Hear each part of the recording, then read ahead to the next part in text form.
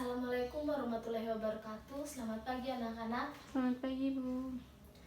Baik anak-anak, sebelum kita memulai akan proses belajar mengajar kita di pagi ini, mari kita semua berdoa menurut agama dan kepercayaan kita masing-masing. Berdoa mulai. Berdoa selesai. Anak-anak, apakah hari ini ada yang berhalangan untuk hadir? Tidak ada, Bu, semuanya hadir. Oh ya, syukurlah. Anak-anak, karena sekarang kita masih berada di masa pandemi, jadi Ibu harap kita semua bisa jaga kesehatan dengan baik agar kita semua bisa tetap sehat. Baik, Bu. Anak-anak, hari ini kita akan belajar tentang sistem kepercayaan manusia purba. Ada yang sudah tahu? Belum, Bu. Oke, sekarang Ibu akan menjelaskan. Jadi Ibu mohon semuanya bisa dengarkan ini dengan baik-baik ya. Baik, Bu. Manusia yang hidup di zaman prasejarah atau praaksara itu juga memiliki suatu sistem kepercayaan. Perkembangan ini muncul ketika manusia menemukan peradaban di antara sesuatu yang hidup dan sesuatu yang mati. Dapat dikatakan hidup jika dapat bergerak, dan sebaliknya, sesuatu yang dikatakan mati yaitu yang tidak dapat bergerak. Dari perbedaan itulah manusia zaman praaksara ini mulai menyadari bahwa ada sesuatu kekuatan yang dapat menggerakkan sesuatu yang lainnya. Hal itu disebut jiwa. Dari situlah mereka mencoba untuk mendekatkan diri dengan kekuatan-kekuatan tersebut. Apakah ada pertanyaan? Baik, Bu, saya ingin bertanya. Silakan. Bagaimana mereka ingin mendekatkan diri? Jadi Ibu akan menjawab. Jadi dahulu sebelum agama masuk ke dalam kehidupan dan peradaban manusia, masyarakat praaksara ini mempercayai kalau pohon-pohon yang besar, air dan batu lainnya itu ada penghuninya. Kemudian cara mereka mendekatkan diri dengan mengadakan berbagai macam upacara. Ada yang melakukan dengan ritual pemujaan, pemberian sesaji, dan upacara-upacara ritual lainnya. Jadi cara mereka mendekatkan diri itu, mereka mengadakan berbagai macam upacara. Ya, ada yang melakukan ritual pemujaan, pemberian sesaji, dan juga upacara-upacara ritual. Anak-anak, manusia pada zaman praksara itu percaya bahwa penghuni itu seringkali berdiam di tempat yang tinggi. Dan mereka percaya kalau pada para roh itu akan turun. Maka dari situ mereka kemudian menyediakan tempat untuk berkumpulnya para roh tersebut. Kemudian didirikanlah bangunan-bangunan megalitik seperti salah satunya menhir. Jadi mereka kemudian mendirikan bangunan-bangunan megalitik seperti menhir itu. Anak-anak di sini siapa yang tahu beberapa tahap sistem kepercayaan manusia purba atau zaman praaksara? Tidak tahu, Bu. Oke, Ibu akan menjelaskannya. Ada 5 tahap. Yang pertama, roh nenek moyang. Kepercayaan terhadap roh nenek moyang ini diduga muncul pada saat masyarakat zaman praaksara masih mengandalkan kehidupan berburu, mengumpulkan serta meramu makanan. Kepercayaan ini muncul ketika fenomena mimpi saat manusia tidur. Pada saat itu manusia melihat dirinya berada di tempat yang berbeda dari tubuh saat itu. Jasmaninya mereka percaya bahwa tubuh yang berada di tempat lain itu adalah jiwa jasmaninya. Nah, jiwa yang terlepas itu dianggap dapat berbuat sesuai kehendaknya. Berdasarkan hal tersebut, setiap ada pemimpin yang mati, roh atau jiwanya akan sangat dihormati dan dipuja-puja. Jadi tahap 1 roh nenek moyang ini, mereka percaya tentang roh dan jiwa Baik, di sini Ibu mau bertanya, siapa di sini yang tahu ada berapa tahap sistem kepercayaan manusia purba atau zaman praksara? Apakah ada yang tahu, Bu? Oke, kalau tidak tahu, Ibu akan menjelaskannya satu persatu ya. Yang pertama itu roh nenek moyang. Kepercayaan terhadap roh nenek moyang ini diduga muncul pada saat masyarakat praksara masih mengandalkan kehidupan purba, mengumpulkan serta meramu makanan. Kepercayaan ini muncul ketika fenomena mimpi saat manusia tidur. Pada saat itu manusia melihat dirinya berada di tempat yang berbeda dari tubuh jasmaninya. Mereka percaya bahwa tubuh yang berada di tempat lain adalah jiwa. Kemudian kepercayaan ini berkembang bahwa jiwa benar-benar terlepas dari jasmaninya. Nah, anak-anak, jiwa yang terlepas itu dianggap dapat berbuat sesuai kehendaknya. Berdasarkan hal tersebut, setiap ada pemimpin yang mati, roh atau jiwanya akan sangat dihormati dan dipuja-puja. Tahap yang kedua adalah animisme. Tahap animisme ini kelanjutan dari kepercayaan terhadap roh nenek moyang. Mereka mulai memahami sebab-sebab gejala alam yang terjadi.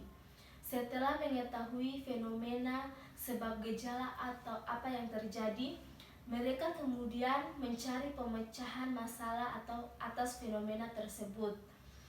Nah, atas dasar perkembangan berpikirnya itu, manusia purba menganggap penyebab terjadinya fenomena-fenomena tersebut adalah roh sebagai penentu dan pengatur alam semesta. Agar manusia purba itu dapat beraktivitas dengan tenang dan aman, mereka melakukan ritual pembaca doa, pemberian sesaji, bahkan kurban. Mengerti? Mengerti, Bu. Yang ketiga adalah dinamisme. Dinamisme adalah kepercayaan bahwa segala sesuatu mempunyai tenaga atau kekuatan yang dapat mempengaruhi keberhasilan atau kegagalan usaha manusia dalam mempertahankan hidup.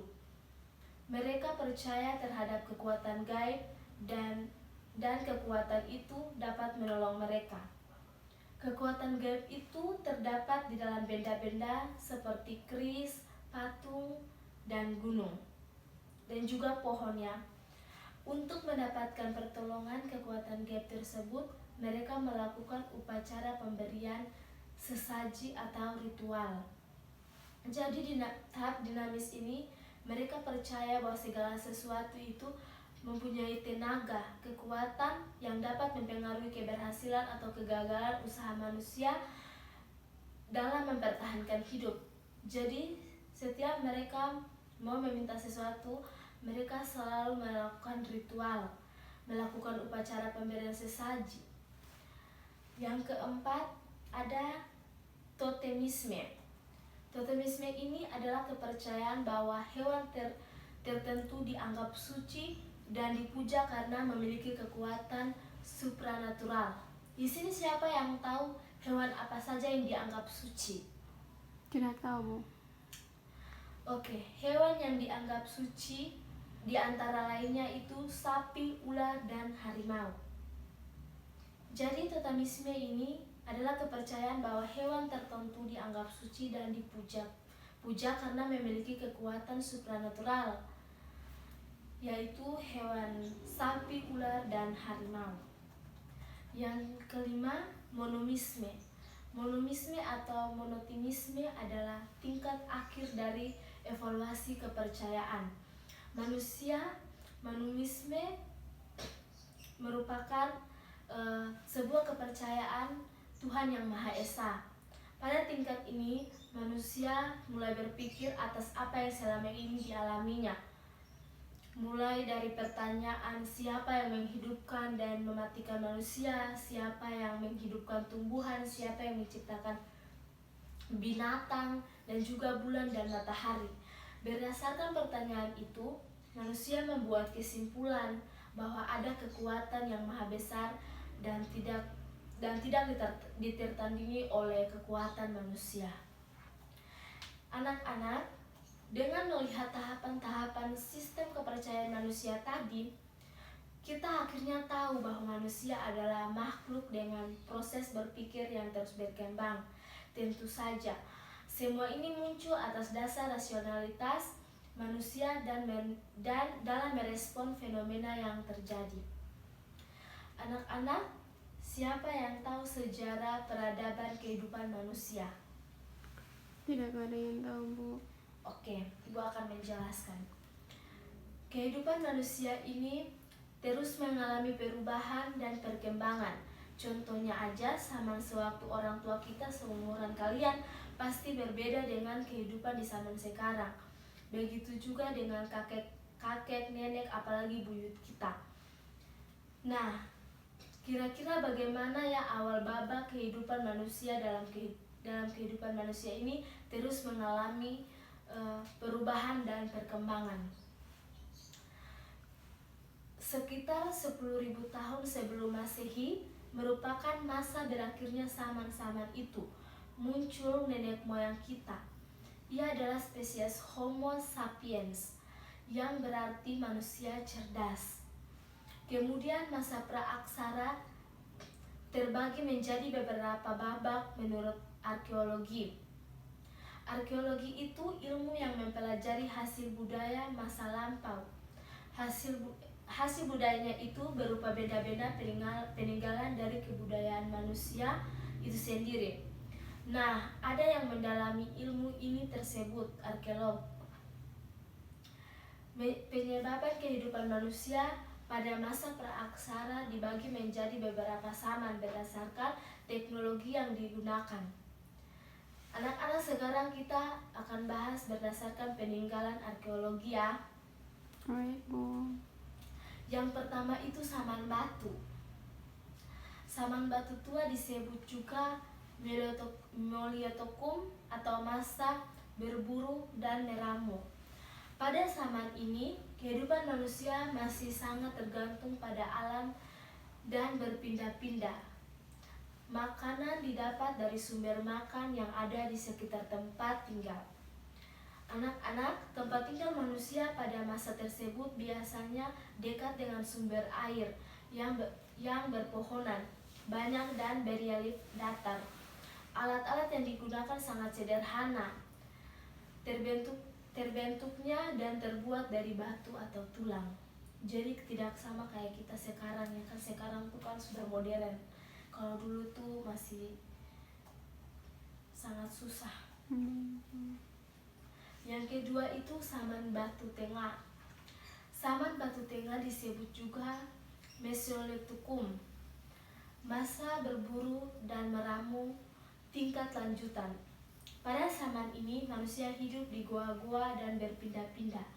Makanan didapat dengan cara berburu hewan-hewan liar dan buah-buahan dari pepohonan yang ada di hutan. Manusia masih menggunakan alat-alat terbatas dan terbuat dari batu dan tulang yang dibentuk yang lebih baik. Sumber daya alam masih mampu memenuhi kebutuhan hidup manusia dulu. Yang ketiga adalah Saman Batu Bara. Saman Batu Baru ini disebut juga Neolitokum atau masa bercocok tanam. Pada masa ini, manusia mulai mengenal bercocok tanam dengan cara meladang. Dan mereka tinggal sekaligus menetap di dekat ladang-ladang yang mereka buat. Mereka membabat hutan dengan sistem ladang berpindah.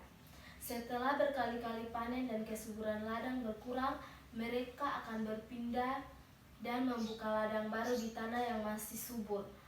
Pada masa ini, manusia mulai memelihara hewan, ternak, dan hidup dalam kelompok-kelompok besar serta mulai mengenal kepemimpinan secara terbatas. Peralatan yang digunakan masih terbuat dari batu yang diasah hingga halus dan berbentuk lebih baik. Anak-anak, yang terakhir itu adalah Saman Logam. Ada yang tahu? Tidak tahu, Bu. Nah, anak-anak, Saman Logam itu disebut juga masa perung dan besi atau masa perundingan. Pada zaman ini manusia telah menetap dan mulai mengenal pembagian kerja berdasarkan keahlian tertentu. Jadi mereka bekerja itu berdasarkan keahlian mereka ya. Oleh karena itu, kehidupan masyarakat pada zaman ini telah mengenal adanya pembagian status berdasarkan jumlah kekayaan yang dimiliki manusia. Pada zaman ini juga telah mengenal peralatan yang terbuat dari logam tertentu yang mudah didapat seperti perunggu dan besi. Anak-anak, karena waktu kita sudah habis, jadi mungkin ini hanya penjelasan singkat dari Ibu. Dan Ibu harap kalian semua mengerti, kalian harus belajar ini, nanti Ibu kirim materinya dan kalian harus belajar karena Ibu akan mengambil soal-soal UTS dari materi hari ini. Baik, Bu. Oke. Sebelum kita mengakhiri pembelajaran kita di hari ini, mari kita berdoa menurut agama dan kepercayaan kita masing-masing. Berdoa mulai. Berdoa selesai. Amin. Selamat siang anak-anak. Siang, Bu.